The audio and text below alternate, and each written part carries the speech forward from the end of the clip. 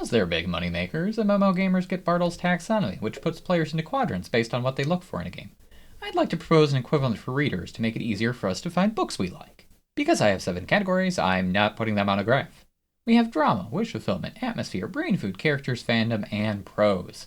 Drama readers read for the plot. They like to see stakes, tension, and people getting stabbed, both literally and metaphorically.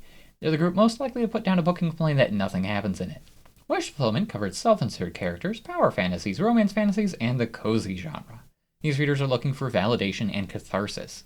Because of that, they have less tolerance for unhappy endings than other readers. Atmosphere readers care a lot about tone and like stories to draw them into a world. They're more sensitive to a story's emotional impact and more likely to complain when the narration is bad or the setting feels like paper mache.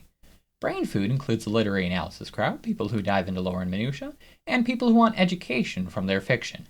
They'll get bored if they don't have something to chew on, though the ideas they latch onto don't need to be the focus of the narrative. Character readers want strong personalities and good dialogue. They're less likely to enjoy neutral narration or viewpoint characters who aren't the main character. The fandom crowd wants to socialize about the stories they read. This will compound the other aspects they like, but by itself favors stories with gaps for theories and shipping. Solved narratives give you less to talk about.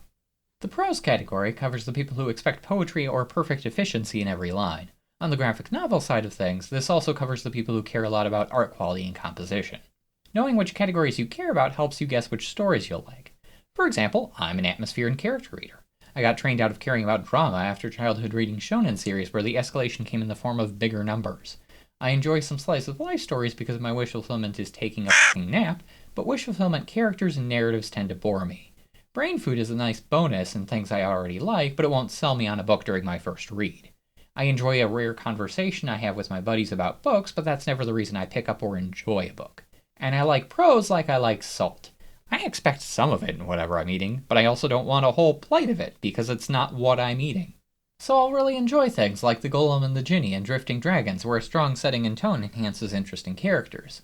I'll forgive plot issues in stories like The Ancient Magus Bride or Scholomance because I wasn't there for the drama anyway. I'll drop out of battle shonen series when they inevitably focus more on drama than the quiet character moments that kept me interested. I'll be pickier with brain food books because I'll enjoy them more when they're focused on topics I'm interested in. I might glance at what the fandom thinks of a book to get more out of it, but I won't invest in the fandom itself, which, as a side note, makes me wholly unqualified to know how books do on the fandom spectrum. Once you know what you like and what strong points the story has, it gets easier to give recommendations. For example, Chainsaw Man isn't a bad recommendation for people who like Hell's Paradise, since they both have interesting characters and an atmosphere that combines horror with moments of comedy.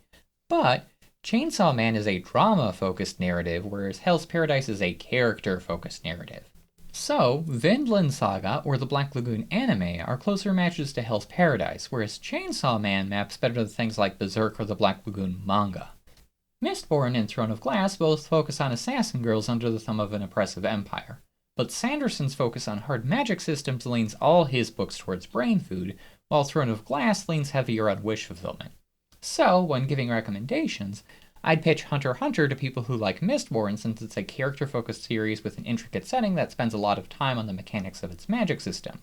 Whereas, for people who like Throne of Glass, I'd go with things like Iron Widow, which is a character-focused series with an engaging premise that leans heavily on the catharsis of rage and empowerment. The Goblin Emperor is bad in terms of drama. It focuses on atmosphere to build its world with bits of wish fulfillment, characters, and brain food. So, even though the inciting incident is a new emperor picking up the pieces left behind after blew up the rest of his family, the book maps best a slice of life. That makes it a good match for something like Tamsin, which has a genuinely good conflict but spends surprisingly little of the actual page count on it, and a worse match for something like Assassin's Apprentice, which has the same day-in-the-life narrative formatting but maintains a steady stream of drama as the narrative and Fitz find ways to beat Fitz's ass. I also want to point out that, like any classification or personality test, or plastic deck chair you're using as a ladder, these categories will get a bit wibbly the more weight you put on them. Books aren't written so they'll neatly fall into these categories, and people won't completely match them either. They're more what you call guidelines than actual rules. But for the people who stuck around, I'd like to add another layer to this, which is the food type spectrum of sandwiches, which aren't necessarily short but tend to be fast-paced and easy to read, full course meals, which add complexity but have to slow down the pacing as a result, and haute cuisine, which cares about the experience more than the food. I am already regretting calling it that instead of fine dining because I forgot that French pronunciation and French spelling aren't necessarily on speaking terms, but the people who hear haute cuisine and go, that sounds pretentious, are the people who are going to hate haute cuisine books. This helps expand on the difference between a book like Murderbot, which is closer on the sandwich side of the spectrum, and Ancillary Justice, which is on the haute cuisine side of things. Switching up what type of book you're consuming is also a good way to pull yourself out of a reading slump. I'll fill up on sandwiches, start to get bored, then pick up a full course meal and remember how much I enjoy the extra nuance those stories can include. I have a harder time finding haute cuisine books I really enjoy, but I still appreciate going into them because the authors have full freedom to showcase their interests.